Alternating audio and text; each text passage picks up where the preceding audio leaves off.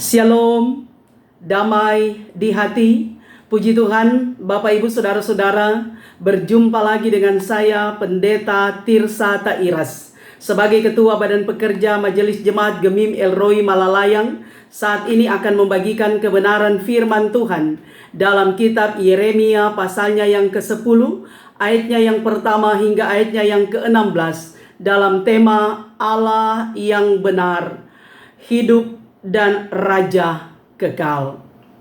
Saya berharap dan berdoa dimanapun Bapak Ibu Saudara-saudara berada, kiranya tetap mengalami kasih dan kebaikan Tuhan sehingga ada dalam keadaan sehat, kuat, tetap semangat, bersukacita dan senantiasa bersyukur kepada Tuhan. Sebelum kita membaca dan merenungkan kebenaran firman Tuhan, mari berdoa. Ya Tuhan Yesus, Engkau firman yang hidup, Engkau yang senantiasa kami puji dan kami muliakan. Bersyukur kami saat ini untuk kesempatan yang indah belajar firman Tuhan. Kami mohon kiranya Tuhan memberikan hikmat dan konsentrasi dikala kami mendengarkan kebenaran firman-Mu, supaya firman ini menjadi kekuatan spiritual bagi kami dan kami mampu menerjemahkan kehendak firman-Mu dalam hidup kami. Kuasai kami dengan Roh-Mu, isi bejana hati yang kosong dengan firman Tuhan. Dalam nama Yesus kami berdoa. Amin. Mari kita membaca Yeremia pasalnya yang ke-10, ayatnya yang pertama hingga ayatnya yang ke-16 dalam perikop Allah yang hidup dan berhala-berhala.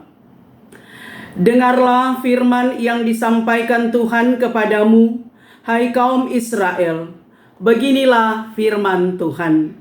Janganlah biasakan dirimu dengan tingkah langkah bangsa-bangsa. Janganlah gentar terhadap tanda-tanda di langit, sekalipun bangsa-bangsa gentar terhadapnya. Sebab yang disegani bangsa-bangsa adalah kesia-siaan. Bukankah berhala itu pohon kayu yang ditebang orang dari hutan, yang dikerjakan dengan pahat oleh tangan tukang kayu? Orang memperindahnya dengan emas dan perak, orang memperkuatnya dengan paku dan palu, supaya jangan goyang. Berhala itu sama seperti orang-orangan di kebun mentimun, tidak dapat berbicara. Orang harus mengangkatnya sebab tidak dapat melangkah. Jangan takut kepadanya, sebab berhala itu tidak dapat berbuat jahat, dan berbuat baik pun tidak dapat. Tidak ada yang sama seperti Engkau, ya Tuhan. Engkau besar dan namamu besar oleh keperkasaan. Siapakah yang tidak takut kepadamu, ya Raja bangsa-bangsa? Sungguh kepadamulah seharusnya sikap yang demikian. Sebab di antara semua orang bijaksana dari bangsa-bangsa dan di antara raja-raja mereka tidak ada yang sama seperti Engkau. Berhala itu semuanya bodoh dan dungu. Petunjuk dewa itu sia-sia, karena ia hanya kayu belaka. Perak kepingan dibawa dari Tarsis, dan emas dari Ufas. Berhala itu buatan tukang dan buatan tangan pandai emas. Pakaiannya dari kain ungu tua dan kain ungu muda, semuanya buatan orang-orang ahli. Tetapi Tuhan adalah Allah yang benar. Dialah Allah yang hidup dan Raja yang kekal. Bumi goncang karena murkanya, dan bangsa-bangsa tidak tahan akan geramnya. Beginilah harus kamu katakan kepada mereka, para Allah yang tidak menjadikan langit dan bumi akan lenyap dari bumi dan dari kolong langit itu. Tuhanlah yang menjadikan bumi dengan kekuatannya, yang menegakkan dunia dengan kebijaksanaannya, dan yang membentangkan langit dengan akal budinya. Apabila ia memperdengarkan suaranya, menderulah bunyi air di langit. Ia menaikkan kabut awan dari ujung bumi. Ia membuat kilat serta dengan hujan dan mengeluarkan angin dari perbendaharaannya. Setiap manusia ternyata bodoh, tidak berpengetahuan, dan setiap pandai emas menjadi malu karena patung buatannya, sebab patung tuangannya itu adalah tipu. Tidak ada nyawa di dalamnya. Semuanya adalah kesia-siaan, pekerjaan yang menjadi buah ejekan dan yang akan binasa pada waktu dihukum. Tidaklah begitu, dia yang menjadi bagian Yakub, sebab dialah yang membentuk segala-galanya, dan Israel adalah suku miliknya, namanya ialah Tuhan semesta alam. Demikianlah pembacaan firman Tuhan. Bapak Ibu, saudara-saudara yang kekasih, hidup ini adalah anugerah Tuhan. Artinya bahwa apa yang kita nikmati, apa yang kita rasakan, apa yang kita dengar, apa yang kita lihat, semua adalah anugerah Tuhan. Bahwa ketika kita masih ada nafas kehidupan, masih ada kekuatan, kesehatan, tenaga, kita masih bisa berdiri tegak sampai saat ini. Panca indera kita masih berfungsi semua. Bahkan ketika kita masih beraktivitas melakukan sesuatu, itu semua adalah karena anugerah Tuhan, karena kasih sayang, karena kebaikan Tuhan bagi kita. Nah saudara, hidup adalah anugerah. Tetapi juga ada ungkapan mengatakan bahwa life is choice. Hidup adalah pilihan. Artinya saudara, sementara kita menikmati hidup dalam kefanaan di dunia ini, ada banyak pilihan-pilihan yang ditawarkan kepada kita.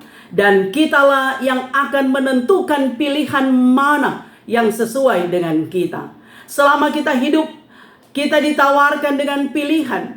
Apakah kita hidup takut akan Tuhan atau tidak? Apakah kita hidup benar atau tidak benar? Apakah kita hidup dalam kebaikan atau hidup dalam kejahatan? Apakah kita hidup setia atau tidak setia kepada Tuhan?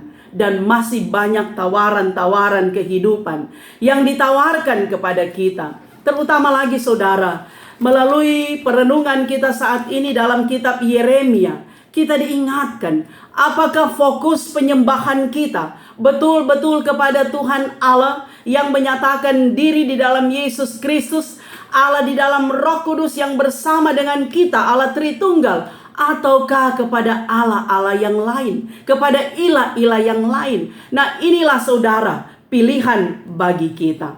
Saudara yang kekasih di dalam Tuhan, kita belajar dari kitab Yeremia, di mana ketika Yeremia dipanggil oleh Tuhan dalam bagian awal pasal 1, dikatakan bahwa Yeremia dia berkata, "Ah Tuhan, aku ini masih muda dan tidak pandai bicara." Tetapi Tuhan memberikan penguatan kepada Yeremia supaya dia menjadi kuat dan mampu menyampaikan suara Tuhan, suara profetis, suara kenabian bagi bangsa Israel yang terkenal dengan bangsa yang keras kepala, bangsa yang tegar tengkuk, bangsa yang tidak setia, bangsa yang suka memberontak. Nah, Yeremia dia harus berani menyampaikan firman Tuhan kepada bangsanya sendiri. Bahkan kita melihat bahwa masih dalam kandungan Yeremia sudah dipilih oleh Tuhan, sudah ditentukan, dikhususkan dan dikuduskan oleh Tuhan. Sampaikan suara kenabian, suara Tuhan, suara kebenaran, bahkan suara pertobatan bagi bangsa Israel. Nah saudara yang kekasih, dalam konteks bacaan kita saat ini, sebagaimana yang menjadi tema kita, Allah yang benar, hidup dan raja kekal. Demikian juga dengan perikop bacaan kita, Allah yang hidup dan berhala-berhala. Diketahui bahwa saat itu bangsa Israel mereka menduduki tanah Kanaan, tanah milik pusaka yang dijanjikan Tuhan kepada nenek moyang mereka, kepada Abraham. Dan setelah mereka kembali dari Mesir, dalam perbudakan 40 tahun penyertaan Tuhan di padang belantara, mereka ada di tanah Kanaan. Nah saudara, dalam perjalanan juga Tuhan Allah melalui Musa sudah menyampaikan apa yang harus dilakukan oleh bangsa Israel, apa yang tidak boleh dilakukan oleh bangsa Israel. Bahkan ke-10 hukum Tuhan disampaikan. Di antaranya saudara dikatakan jangan membuat bagimu patung dalam bentuk apapun. Jangan menyembah ilah lain, hanya kepada Tuhan saja bangsa Israel harus menyembah. Namun nyatanya saudara, ketika mereka hidup di tanah Kanaan, berinteraksi dengan bangsa-bangsa yang ada di sekitar tanah Kanaan, mereka terkontaminasi dengan agama-agama, dengan kehidupan, keagamaan, bahkan sosial bangsa-bangsa yang ada di sekitar tanah Kanaan. Sehingga ketika bangsa Israel kawin-mawin, terjadi sinkritisme, mereka melupakan Tuhan, mereka tidak setia lagi kepada Tuhan, mereka menyembah ilah-ilah yang bukan Allahnya, Allah Israel, Abraham, Ishak dan Yakub. Bahkan dalam pembacaan kita, Allah yang disembah oleh Israel pada waktu itu adalah Allah yang sia-sia, Allah buatan tangan manusia, yang dibuat dari kayu, yang tidak punya nafas saudara. Bahkan dipaku, dipalu, juga dikatakan bahwa apa yang mereka sembah itu adalah Allah yang tidak hidup, bahkan bagaikan orang-orangan saudara. Kalau kita saksikan yang dikatakan di sini adalah orang-orangan, itu Bapak Ibu saudara-saudara adalah seperti di kebun Kobong PC, orang Manado bilang ketika tanam padi, maka untuk mengusir burung maka dibuatlah orang-orangan seperti bentuk orang, ada kepala, ada tangan, terbuat dari kayu, ada kaki, pakai topi dan seterusnya. Jadi hanya menakut-nakuti burung yang datang makan padi itu. Hanya menakut-nakuti, tidak punya nafas, tidak hidup, tidak bergerak. Maka seperti itulah saudara, Allah yang disembah oleh bangsa-bangsa yang ada di sekitar, yang pada akhirnya orang Israel, bangsa Yehuda yang kawin-mawin dengan bangsa yang ada di sekitar, mereka juga terikut, terkontaminasi, sehingga mereka melupakan Tuhan. Mereka melacurkan diri di hadapan Tuhan. Tuhan murka yang pada akhirnya Tuhan harus memproses, menggembleng, harus membentuk bangsa Israel kembali supaya mereka bertobat, mereka tinggalkan dosa mereka dan mau datang kembali kepada Tuhan Allah melalui satu pertobatan. Nah, dalam bacaan kita saat ini saudara, Yeremia dengan suara yang lantang, dia membandingkan Allah yang besar, Allah Israel adalah Allah yang hebat, Allah yang perkasa, Allah yang kuat, Allah yang dahsyat, Allah yang menjadikan segala-galanya. Tuhan yang menjadikan bumi dengan kekuatannya, yang menegakkan dunia dengan kebijaksanaannya, yang membentangkan langit dengan akal budinya. Itulah Allah saudara, Allah bangsa Israel, Allah yang memperkenalkan diri, aku adalah aku kepada Musa. Allah yang telah menuntun bangsa Israel keluar dari Mesir melalui peristiwa Eksodus. Bahkan orang Israel juga harus melihat bagaimana mujizat Tuhan ketika Tuhan memberikan 10 tula bagi bangsa Mesir. Allah yang telah berproses berjalan dengan tiang awan, tiang api selama pengembaraan 40 tahun dan membawa mereka masuk ke tanah Kanaan. Itulah Allah yang dahsyat, Allah yang hebat, Allah yang luar biasa, Allah yang perkasa. Nah, bangsa Israel harus menyembah Allah yang disembah Abraham, Ishak dan Yakub. Dibandingkan dengan Allah atau ilah yang saya katakan tadi, yang ditulis dalam Alkitab adalah yang sia-sia, terbuat dari kayu, kemudian disalut, dibungkus dengan emas dan perak, buatan tangan manusia, tapi tidak hidup, tidak bernyawa, tidak bergerak, hanya digerakkan oleh manusia. Maka suara kenabian yang disampaikan oleh Yeremia kepada bangsa Israel, harus bertobat, tinggalkan dosa mereka, dan fokus penyembahan hanya kepada Tuhan Allah yang luar biasa. Nah, saudara-saudara yang kekasih, saya percaya bahwa kita semua menyembah Tuhan Allah yang diceritakan dalam Alkitab. Allah yang menjadikan dunia dan segala isinya. Allah yang disembah oleh Abraham, Ishak, dan Yakub. Dan Allah yang menyatakan diri di dalam Yesus Kristus yang telah menderita mati tetapi bangkit, bahkan menganugerahkan keselamatan dan hidup kekal. Tetapi Allah dengan kuasa Roh Kudus, Dia Immanuel, ada bersama dengan kita. Dialah Allah yang kita sembah, Dialah Allah yang kita puji, Dialah Allah yang kita muliakan, Tritunggal, Allah yang dahsyat. Nah, saudara-saudara yang kekasih, memang saat ini kita tidak lagi menyembah seperti apa yang dilakukan oleh bangsa Israel di masa itu. Bahwa di zaman digital sekarang ini jarang lagi kita menyaksikan Allah ilah melalui kekuatan alam, dinamisme ataupun animisme. Tetapi ada Allah-Allah modern, ilah-ilah modern yang lahir di zaman sekarang ini. Artinya saudara, ketika kita lebih mengutamakan sesuatu daripada Tuhan Allah, maka itu berarti kita menyembah ilah lain. Ketika kita menomorsatukan sesuatu daripada menomorsatukan Tuhan, itu berarti kita melacurkan diri dengan ilah yang lain. Kita tidak lagi meyakini kebesaran Tuhan. Karena itu saudara, apapun bentuk ilah modern saat ini, ketika kita tidak percaya lagi, kita tidak fokus lagi penyembahan, tidak lagi konsentrasi kepada Tuhan Allah, maka itulah cara kita menyembah ilah-ilah modern. Katakanlah saudara, uang. Uang itu adalah alat pembayaran yang sah. Bukan berarti uang tidak baik. Sebab segala sesuatu harus bayar dengan uang. Makan, minum, berpakaian, bepergian, menyekolahkan anak-anak, dan segala sesuatu juga kita butuh uang. Tetapi saudara, uang bukan segala-galanya.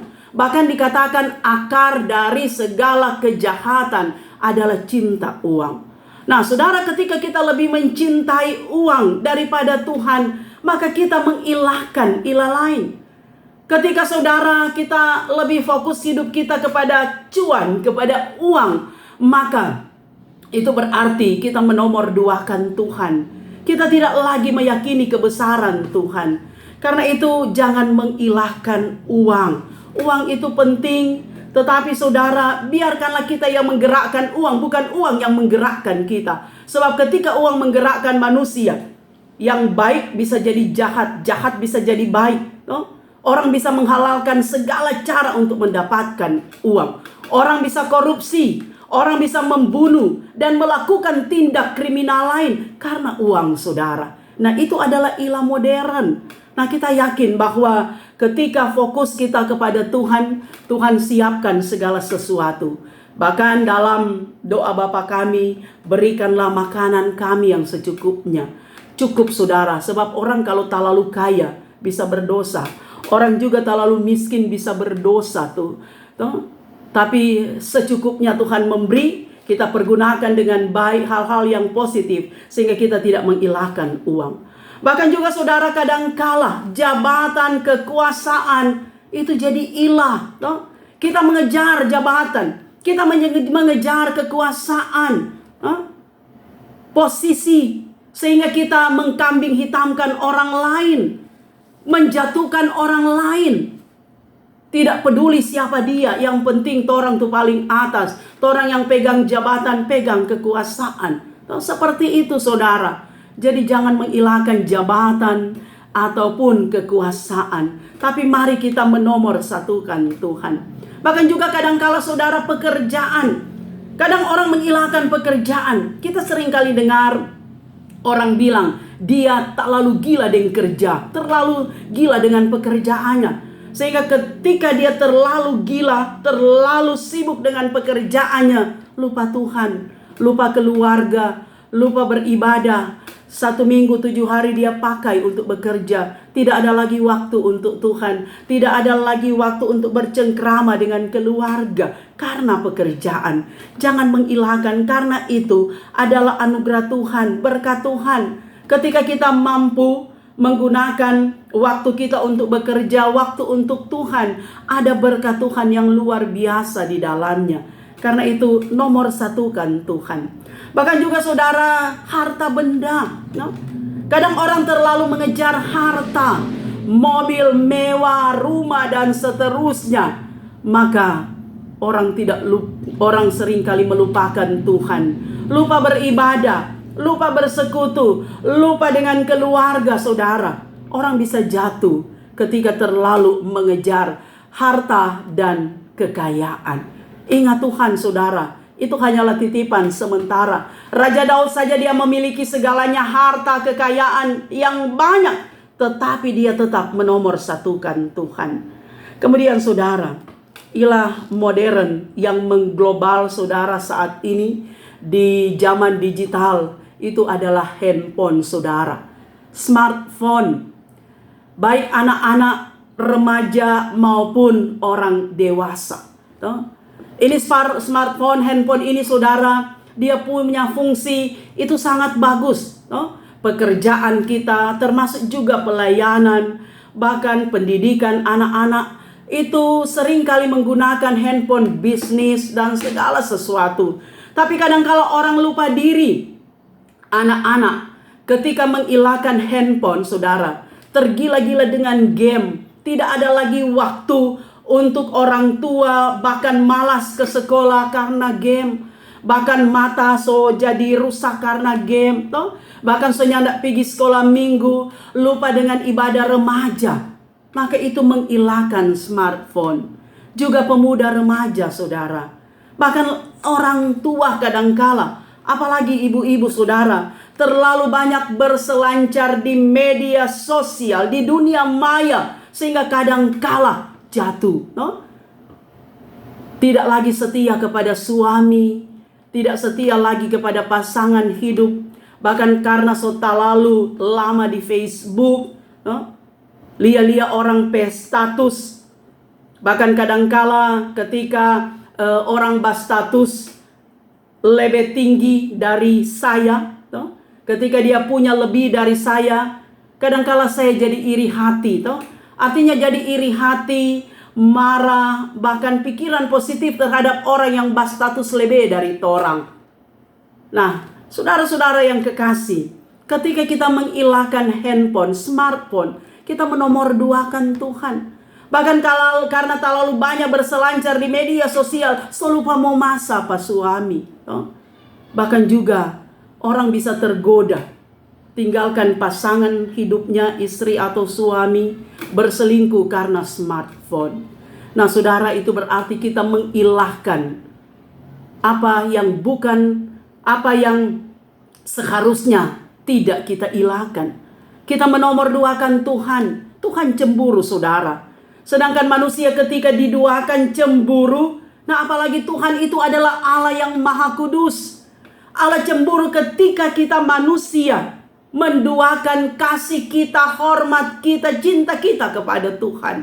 Tetapi Tuhan menyayangi kita ketika kita setia kepada Tuhan, mengakui kedaulatan Tuhan, mengakui kebesaran Tuhan, mengakui kehebatan Tuhan, mengakui keperkasaan Tuhan. Dia adalah Alfa dan Omega. Dari awal sampai akhir Tuhan yang pegang kendali kehidupan dunia, kehidupan manusia, dan segala sesuatu. Karena itu saudara, ketika pandemi melanda dunia secara menyeluruh, maka banyak orang saudara mengakui kehebatan Tuhan. Banyak negara, banyak pribadi datang berdoa memohon supaya Tuhan pulihkan dunia ini. Dan kita percaya semua dipulihkan karena Tuhan. Kita masih ada saat ini, kita masih bergerak saudara, kita masih menikmati kehidupan, kita masih beraktivitas, itu karena Tuhan. Karena itu pujilah Tuhan, muliakanlah Tuhan. Dia Allah semesta. Ibarat saudara, segala sesuatu, barang itu original, berkualitas. Berkualitas, original pasti punya harga. Tetapi kalau KW palsu itu murah dan itu tidak tahan lama. Nah saudara, Allah yang kita sembah bukanlah Allah yang palsu, tetapi Allah yang hidup, Allah yang original, Allah yang mengendalikan alam semesta, yang berkuasa atas hidup dan mati kita. Dia Allah di dalam Yesus Kristus, Allah yang bangkit dari kematian. Tuhan Allah yang senantiasa hidup bersama dengan kita di segala zaman dan waktu. Dia menebus dosa kita dari lubang maut, jurang maut, saudara, mengaruniakan keselamatan, pengampunan, dan hidup kekal. Dia Allah yang hidup yang kita sembah. Kalau ilah lain seperti ilah-ilah modern itu palsu, sama dengan uang palsu. Orang yang membuat, mengedarkan uang palsu pasti hukuman penjara sia-sia. Tetapi ketika kita percaya bahwa Allah yang kita sembah seperti yang saya katakan tadi, Allah yang menjadikan dunia dan segala isinya, Allah yang disembah oleh Abraham, Ishak, dan Yakub, Allah yang menyatakan diri di dalam Yesus Kristus, Allah di dalam Roh Kudus, Allah yang kita kenal melalui kebenaran firman Tuhan. Dialah Allah segala-galanya. Fokuskanlah kehidupan kita kepada Tuhan. Konsentrasikanlah iman kita hanya kepada Tuhan Allah. Allah yang imanen, Allah yang luar biasa. Sehingga ketika kita percaya Tuhan Allah, walaupun kita tidak melihat Tuhan seperti saudara melihat saya melihat saudara, tetapi iman kita, hati kita benar-benar percaya Tuhan itu ada. Kalau kita percaya yakin Tuhan itu ada, lakukanlah apa yang baik, kerjakanlah apa yang benar. Pilihlah kehidupan, bukan kematian. Pilihlah berkat, bukan kutuk. Pilihlah yang baik, bukan yang jahat. Pilihlah hidup takut akan Tuhan, bukan tidak takut kepada Tuhan. Pilihlah apa yang benar. Pilihlah hal-hal yang menyenangkan hati Tuhan. Pilihan itu ada di hati kita. Pribadi kita yang memilih, saudara. Kita yang menentukan. Dan karena itu dengan kuasa Roh Kudus, kita minta hikmat supaya kita dapat memilih yang terbaik. Kita persembahkan hidup kita untuk Tuhan. Kita dipakai oleh Tuhan. Jadi berkat bagi banyak orang. Tuhan memberkati. Demikianlah firman Tuhan. Mari kita berdoa. Terima kasih Tuhan. Kau baik, ajaib, dan luar biasa. Berkati kami dengan kebenaran firman-Mu. Firman ini akan terus menggaung di hati pikiran kami. Mau mengingatkan kami bahwa ada Tuhan. Kami harus menomorsatukan Tuhan. Kami tidak boleh mengilahkan apa saja yang ada di dunia modern ini. Tapi Tuhan satu-satunya Tuhan Allah kami. Karena itu meteraikanlah firman-Mu sehingga kami mampu melakukan itu semua. Hamba-Mu sudah berhenti berbicara, tapi Tuhan pakai media sosial YouTube ini untuk menjadi penjangkauan bagi banyak orang di pelosok dunia ini mendengar firman dan setia bahkan percaya Tuhan Yesus, Allah yang hidup, yang bangkit dari kematian, juru selamat hidup, yang memberikan keselamatan dan pengampunan bagi kami. Terima kasih Tuhan, kiranya Engkau berkati kami semua, bahkan mereka yang mendengarkan firman, menyaksikan video ini dalam gumul hidup apapun, yang lemah Tuhan kuatkan, yang sakit Tuhan sembuhkan, bahkan semua orang biarlah kiranya tetap ada dalam kuasa Tuhan. Ini kami yang berdoa dalam nama Yesus. Amin. Demikianlah kebenaran firman Tuhan. Saya Pendeta Tirsa Tairas terus berharap kiranya Bapak Ibu Saudara-saudara akan mendukung YouTube channel Tirsa Tairas dengan cara nonton video, dengarkan kebenaran firman Tuhan, tekan tulisan subscribe, berikanlah like jempol, berikanlah komentar-komentar yang membangun, dan jangan lupa bagikan video ini di media sosial yang Bapak Ibu Saudara miliki. Juga tekan lonceng supaya ada notifikasi dari setiap update video saya. Tuhan Yesus memberkati kita semua.